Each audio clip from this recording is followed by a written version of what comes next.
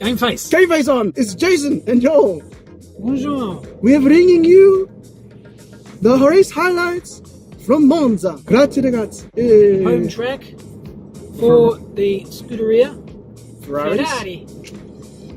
That was good. I enjoyed that race. It was a brilliant race, this one. Probably not the most exciting race overall. Cannes, Spa. Are we talking the track or Hulkenberg. the outcomes? Oh, just the race, not the track. I'm talking about the race itself. So, Didn't like what happened lap 1, 2, 4. that's one lap out of 50-something laps.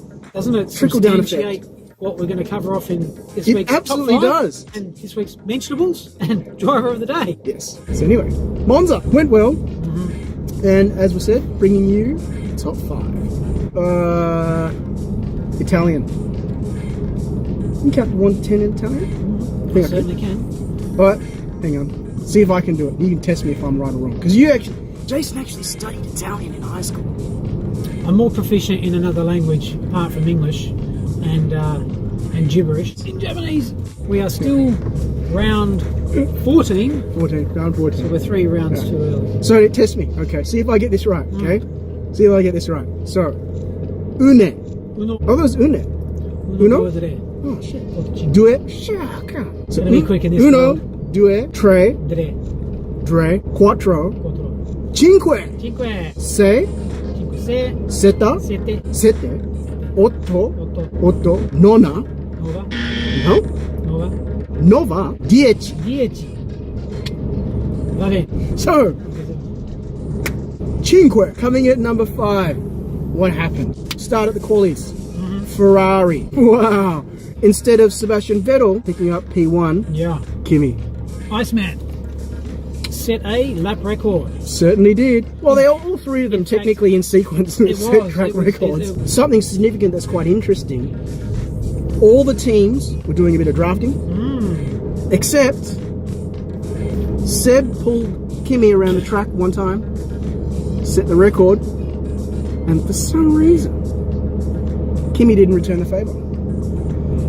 Obviously, there's news out by now that everybody's talking about where Kimi's really going next year. Sauber, it's confirmed. Is that the reason why I didn't give him a bit of a pull?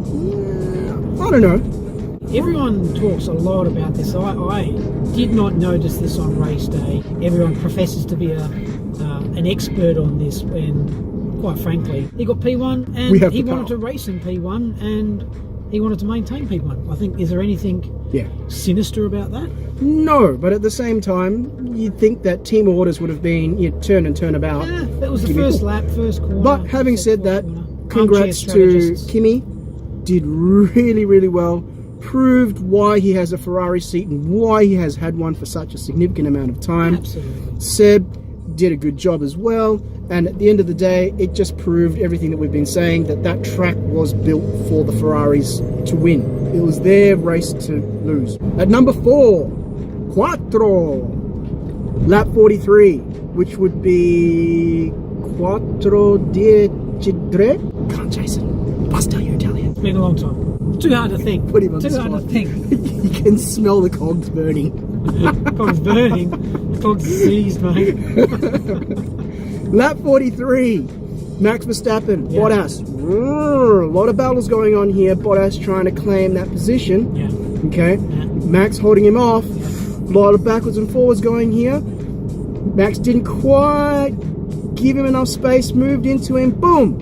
Touch wheels. Yeah. Bottas spins out. Recovers. Keeps going. Max Verstappen is handed a 5-second penalty. I'm not entirely convinced that I actually agree with that. You actually don't think he did anything wrong in coming off his race line as he's doing a right turn, he moved left? Because it's racing. That would be like me turning here and not indicating. Oh look, for anything that he did that day, I think he probably should have got a bit of a deficit for when he jumped that corner for no reason. I think they call that, he pulled the joker.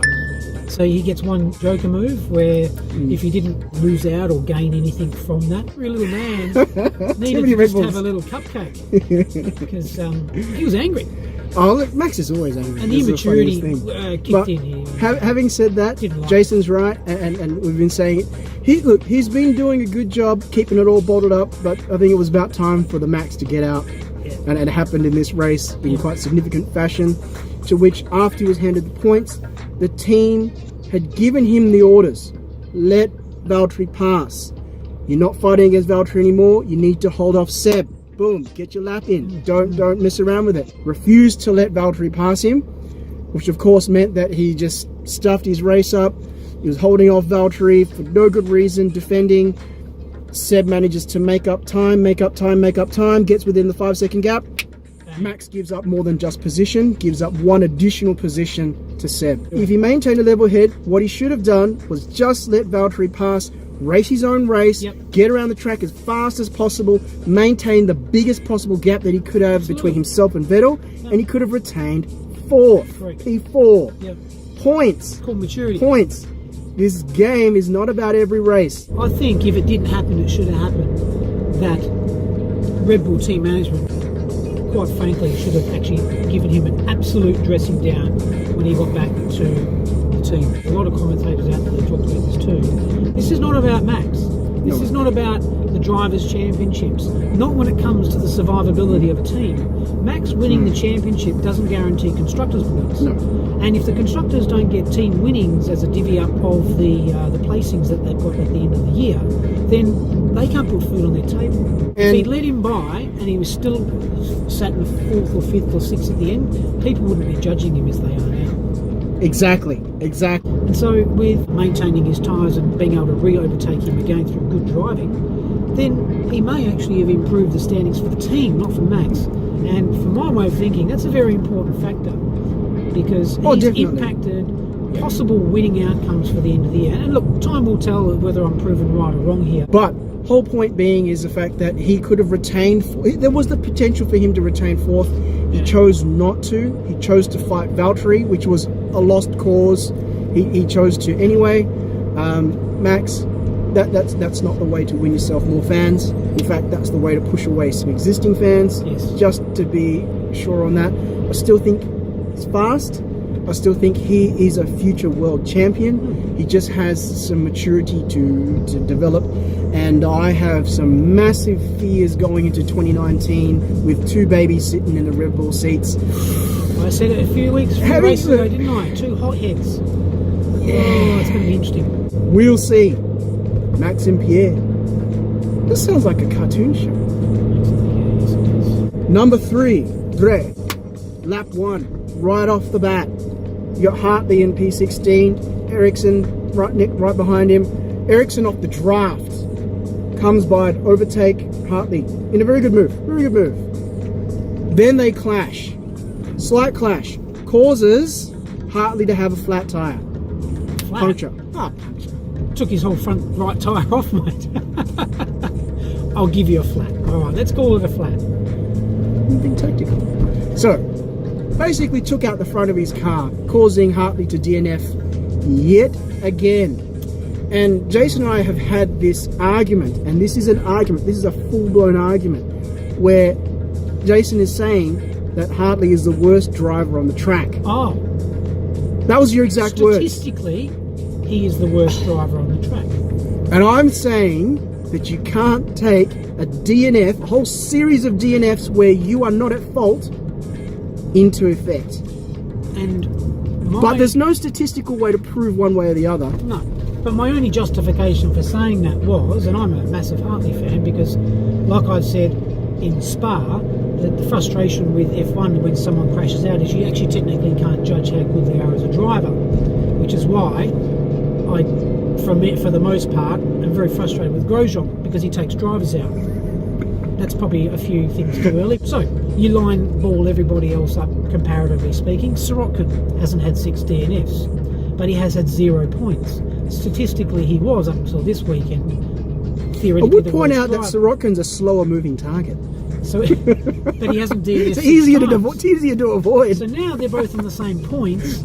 one has 6 DNFs, the other one has 4, I'm only factually representing the statistics. I get for your you. point, but I would point out, and Jason can, right here, Jason, here.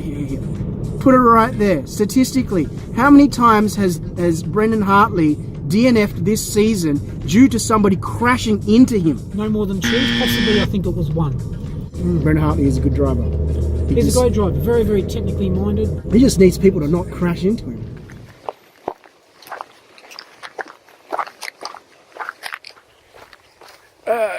Just taking a slight detour.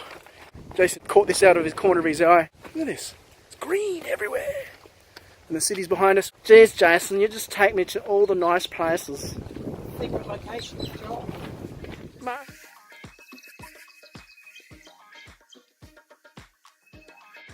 Where were we? Ericsson P18, right into Brendan Hartley, top front of his car, DNF, right, lap 1. And I know the brand about Grosjean. I'm ranting about Grosjean. You should go back and actually count in the videos. Considering how many videos there are, what's the statistical count of Jason complaining about Grosjean? Oh, say the effort. Every video. No, it's not just every video, it's how many times per video. It's quite significant. I'll do a count. I actually meant statistically the worst driver in the grid.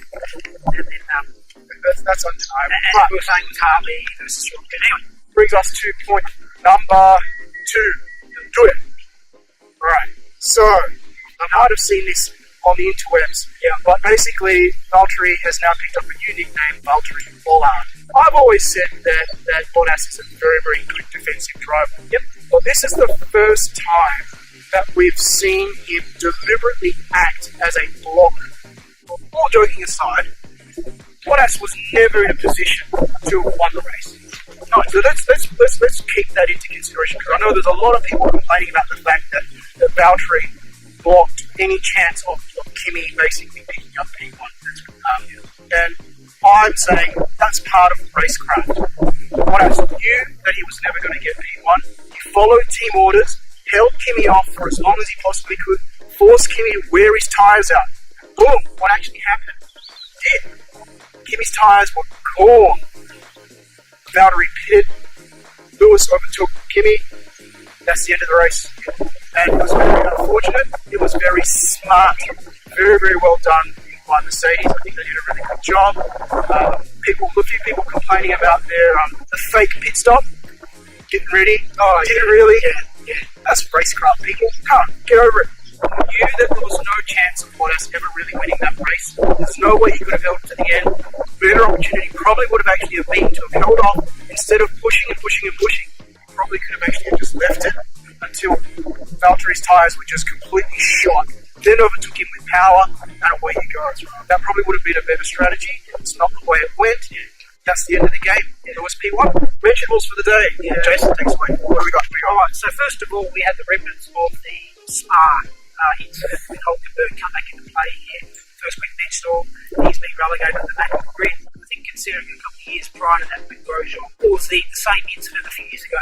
What was his penalty? I think he had a 2-race ban. Correct. So I think Hulkenberg 2012 Spa. We had a 6th season DNF for Alonso.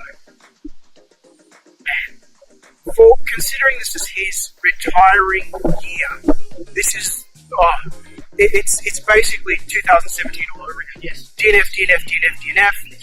Different engine, same car, same person. This is not the way that you want to see him go out. certainly not. So continuing with the theme of DNFs. That 23. 23. Daniel Ricciardo. 2 DNFs in a row. Again, not an engine issue. Again, this was a clutch gearbox. Clutch gearbox connected. Okay, and the last vegetable for today, and I think it's appropriate that I start out with this one, because I have been badgering on a fair bit about Grosjean and negativity surrounding him. Again, credit where credit's due, when he doesn't crash out, it's good to see. He finished P5. Now, there's quite a large backstory to this, Joel. This P5, unfortunately, was met with at the end of the race, and it's not just a Grosjean-related incident, it's a Haas-related incident, but due to the out of points placing positions of Magnussen, it really only affected Grosjean. Haas last was disqualified. DQ for an DQ. illegal floor. Illegal floor. Now the mechanics around it are somewhat complex. But basically, it's the underfloor not having been changed to fit the race regulations specifications that were meant to And kick in they around were this time of warned. year. There was pre-warning. Renault pointed the way. They were investigated. Stewards investigated. DQ Grosjean. I actually kind of feel sorry for him, considering the fact that he's been consistent in the last couple of races. And good job, Grosjean. Tough love. DQ. Uno, number 1. Pretty sure you all know what it is. That one. Corner 1. Corner 4 and 5. Corner 4. Sorry, my bad. You literally have Kimi in P1. Yeah. Seb in P2. Yes. Very, very, very closely followed by Lewis, and Lewis is pushing. And of course, that's it. He's getting the double pull. Here's what's interesting though, and I did point this out mid-race. Did say it. Okay, it did feel like Vettel was pushing Kimi. He was pushing for P1 straight off the bat. But I think that's Vettel. I think Kimi was racing his own race. I think that Vettel was trying to gain P1 ahead of schedule. I think he needed to have waited. He chose not to.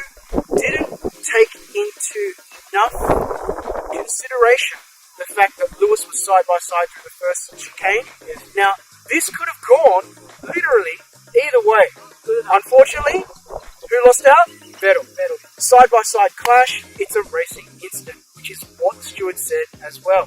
Spins out, relegated to the back of the field, eventually picks up P4. Good job, Seb, considering the fact that he just got chucked to the back of the field. It should have just been, Seb should have just let it go. And there was every opportunity to pick up places against Lewis, against Kimi, against everybody on that field at the next overtaking opportunity. Keep in mind the fact that DRS still hadn't even been allowed yet. So that leads us on to Driver of the day. driver of the day, Joel. In my opinion, Lewis Hamilton. Smart race. He played the first chicane very, very well. Got into position, used his teammate to the best effect, used his car to the best effect, considering he did have the underpowered vehicle versus the Ferrari. Picks up some very, very well-earned points. Really looking forward to Singapore again. Could be another Baku Azerbaijan whole tight street circuit this night. It's always presenting some fantastic racing there. More often than not, I reckon I'm going to call it out. Coffee on you, if I'm right. I reckon there's going to be a safety car in this race. When has there never been a safety car? See how I get stuck with a bet? I haven't even said anything. You've got to get in first. You got shotgun on an almost given. What's your prediction? Who's going to win? Who's going to win? Okay, I actually think the Red Bulls might have this one. Either way, it's going to be fun. Coffee's on Joel. See you next week, dude. Arrivederci. Is it something like that? Arrivederci.